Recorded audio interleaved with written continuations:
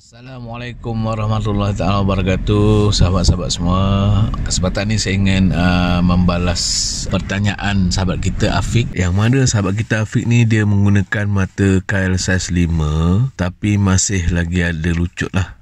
Dia tanya saya apakah tips. Jadi di sini apa yang saya ingin kongsikan adalah daripada segala pengalaman saya lah. InsyaAllah saya cuba membantu dan menjawab mana yang termampu. Untuk makluman Afiq, saya selama ini hanya menggunakan mata kail saiz 1 dan pernah juga menggunakan mata kail saiz 2. Tetapi yang biasanya yang saya akan guna adalah mata kail saiz 1.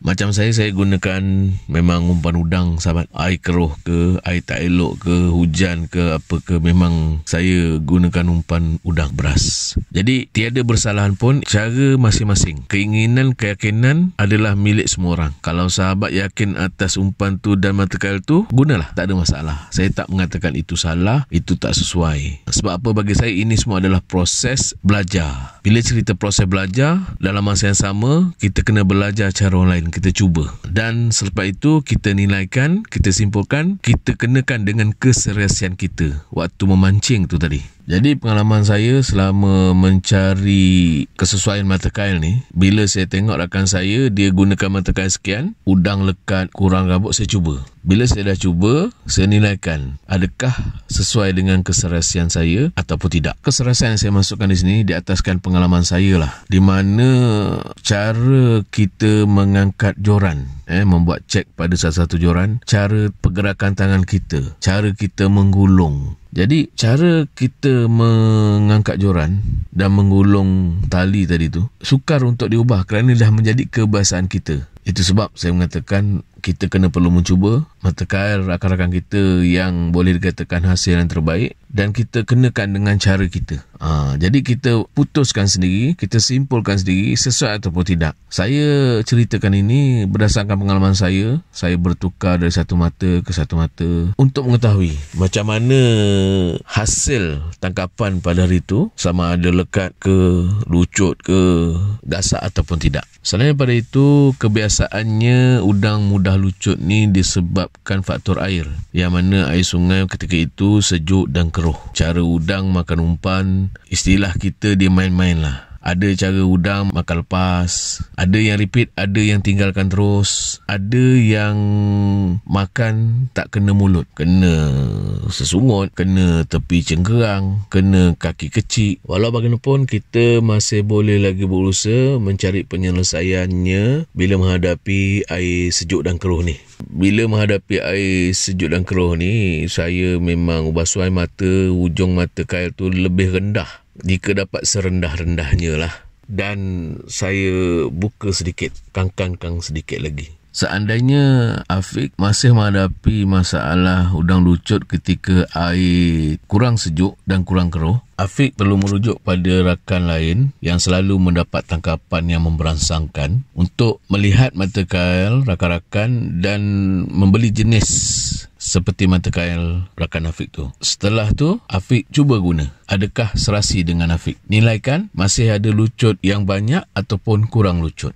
Jadi bagi saya, mata kail dan cara kita cek joran itu berkait rapat. Keserasian di situ ada. Ini terbukti setelah saya menggunakan mata kail bermacam-macam, yang mana saya gunakan mata kail daripada rakan-rakan saya. Saya lihat dia bergasak, saya cuba pakai. Tapi bila kena di tangan saya, tetap ada lucut. Jadi di situlah saya buat kesimpulan yang mana ia melibatkan keserasian sewaktu kita mengangkat joran. Selain daripada itu, ada faktor lain yang melibatkan lucut, iaitu tempoh masa kita mengangkat joran. Bila udang sentuh umpan, ujung joran kita bergerak. Waktu bila kita nak pegang joran dan menarik joran, di situ kita kena mencari skill ataupun kemahiran kita sendiri. Sebab tempoh masa udang makan umpan berbeza-beza mengikut keadaan air, suhu air, mengikut situasi dia di bawah dasar sana. Kita pun kadang tak tahu, sebab kita tak hidup bersama dengan udang kan. Jadi kemahiran tu kita kena cuba pelbagai lah. Contoh hari ni saya letak umpan, lepas tu umpan disentuh, saya cari kebiasaan saya dalam beberapa saat, 5 saat gitu, saya mula cek lekat tak. Kalau lekat maknanya situasi udang pada hari itu ataupun masa itu, itulah tempoh masanya.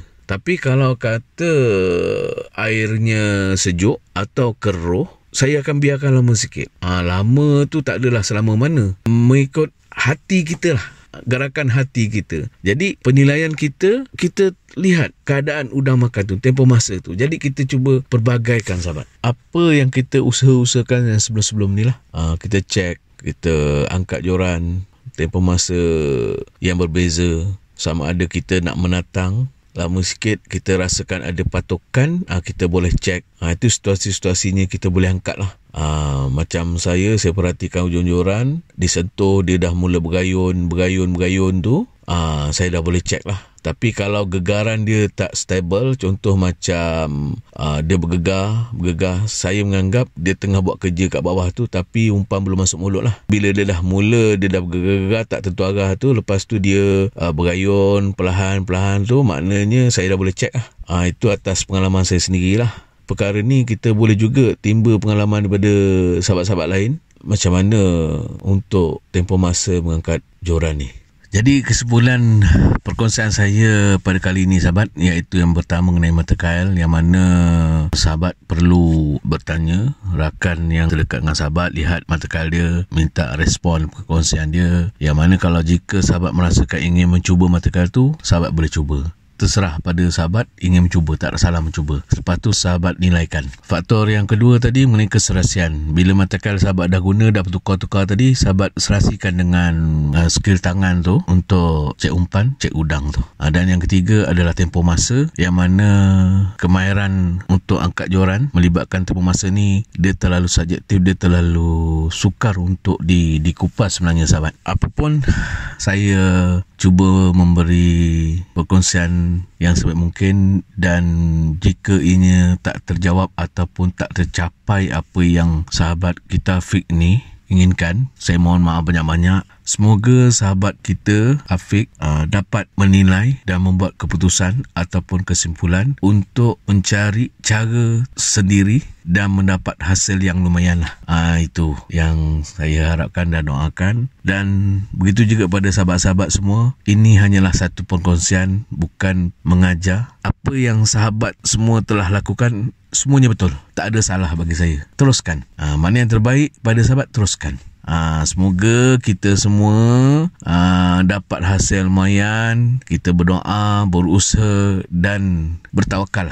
InsyaAllah ada rezeki besar menanti kita, InsyaAllah. Jadi setakat ini sahaja sahabat. Maaf jika ada yang terkurang, maaf jika ada yang tersinggung, maaf jika ada yang bercanggah dengan pendapat sahabat yang lain. Semoga kita berjumpa lagi. Bye-bye. Assalamualaikum.